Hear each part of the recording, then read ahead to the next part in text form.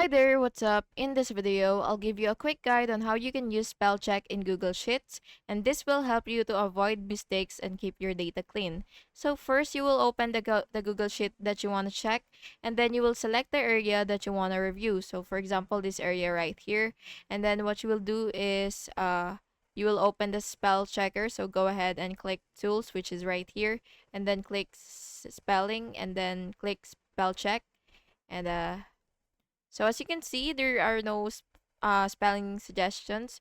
So you could either search for all sheets, search the rest of the sheet so that you will be able to ensure.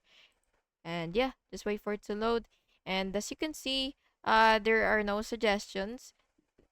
And if there are suggestions, you will just have to review it, and a sidebar will appear showing possible mistakes, and you can either choose change, ignore, or add to the dictionary. And finally, you will just have to repeat until no mistakes remain. And that's basically just it. I hope you found this video helpful, and if you did, please make sure to like and subscribe for more videos like this. Thank you and have an awesome day.